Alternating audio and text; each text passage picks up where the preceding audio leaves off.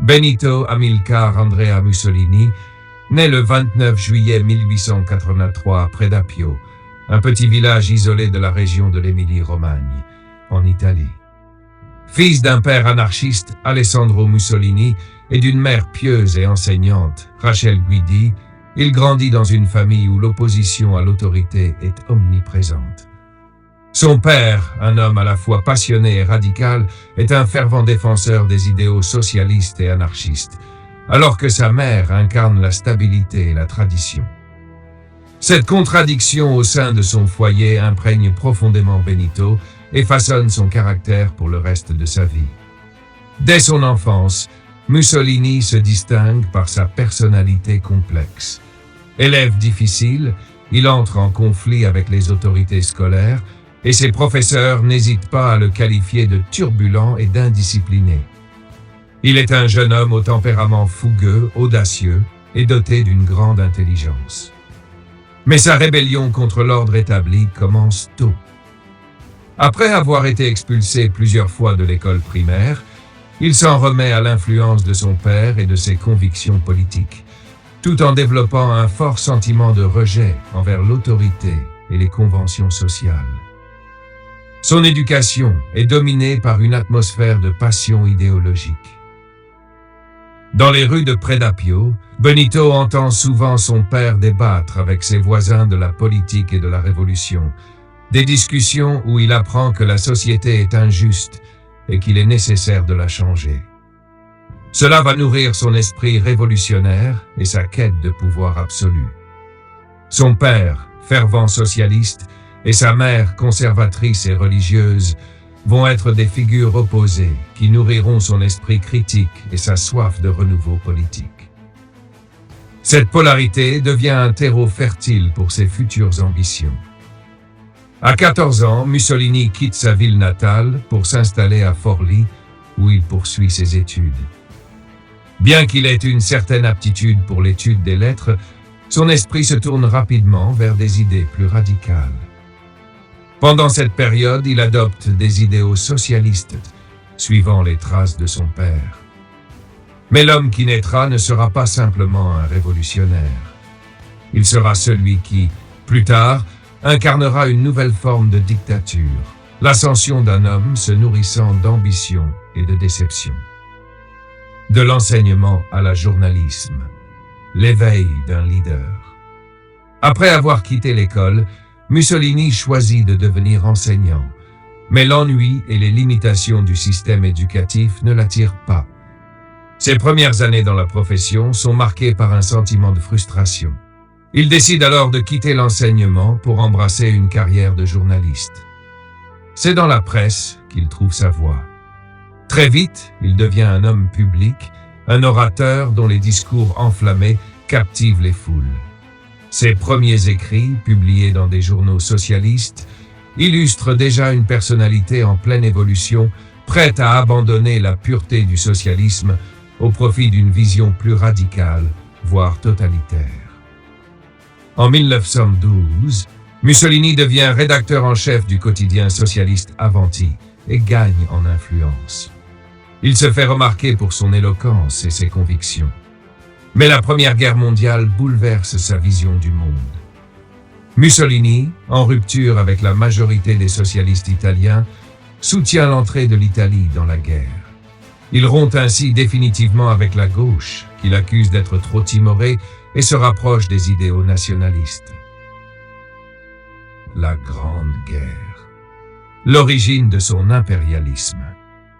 La guerre de 1914-1918 transforme Mussolini en un homme forgé par la guerre, mais aussi un homme plus radical et plus nationaliste.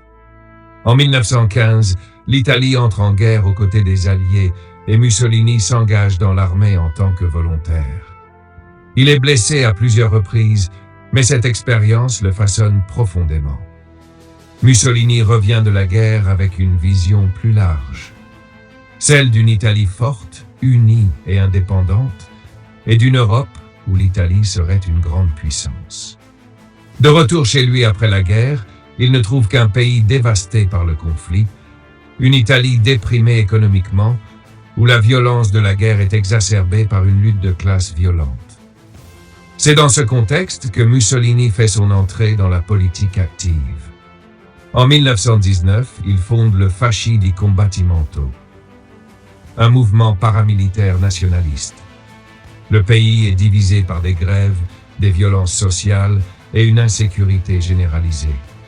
Mussolini, avec sa rhétorique enflammée et son charisme naturel, devient un porte-parole de l'ordre et de la révolte contre la faiblesse du gouvernement. C'est dans ce terreau fertile qu'il trouve sa place en tant que leader du fascisme. L'ascension au pouvoir, la marche sur Rome. En 1922, l'Italie est un pays en proie à une instabilité politique constante. Le gouvernement de l'époque est trop faible pour faire face aux soulèvements sociaux, à la montée des partis extrémistes et à la crise économique. C'est dans ce contexte de chaos que Mussolini et ses fascistes décident d'agir. Le 28 octobre 1922, il organise la marche sur Rome, une démonstration de force symbolique visant à prendre le contrôle du gouvernement italien. Mussolini, avec ses partisans, marche vers la capitale, menaçant de renverser le régime en place. Face à cette menace, le roi Victor Emmanuel II cède et nomme Mussolini président du Conseil.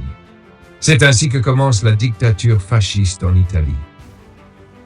Mussolini, à la tête du pays, met rapidement en place un régime totalitaire. Il dissout les partis politiques, interdit les syndicats indépendants et impose la censure de la presse. Il renforce le contrôle de l'État sur tous les aspects de la société, des médias à l'éducation, et impose une vision du monde basée sur l'autorité absolue, la discipline et la force.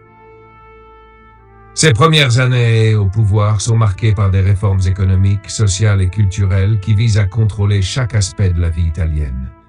Le fascisme et l'impérialisme. L'aventure africaine et la guerre. Mussolini n'est pas satisfait de simplement gouverner l'Italie. Il rêve d'une grande Italie impérialiste, digne de l'Empire romain.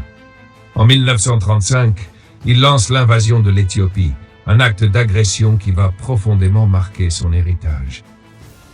La guerre d'Éthiopie est un échec stratégique et moral condamné par la communauté internationale, mais Mussolini réussit à annexer le pays, créant ainsi un empire colonial. Cette aventure impérialiste se révèle cependant coûteuse et marque le début du déclin de son pouvoir. En 1939, l'Italie entre dans la Seconde Guerre mondiale aux côtés de l'Allemagne nazie, formant un axe fasciste. Mussolini, qui se croit capable de jouer un rôle central dans cette guerre mondiale, se trouve rapidement submergé par les événements.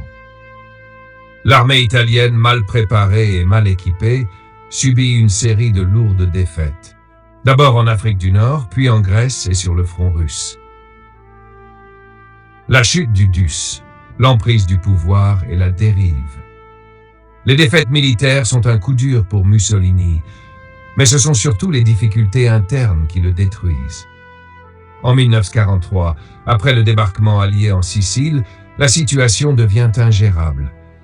Le Grand Conseil fasciste vote sa destitution et Mussolini est arrêté par le roi. Il est emprisonné, mais l'Allemagne nazie intervient pour le libérer. Mussolini est alors placé à la tête d'un État fantoche dans le nord de l'Italie, la République sociale italienne. Mais son pouvoir est désormais illusoire, et l'Italie est divisée entre les Alliés et les forces de l'Axe. En 1945, les forces alliées s'approchent de Milan et Mussolini, avec sa maîtresse Clara Petacci, tente de fuir. Ils sont capturés par des partisans italiens et exécutés sommairement le 28 avril 1945.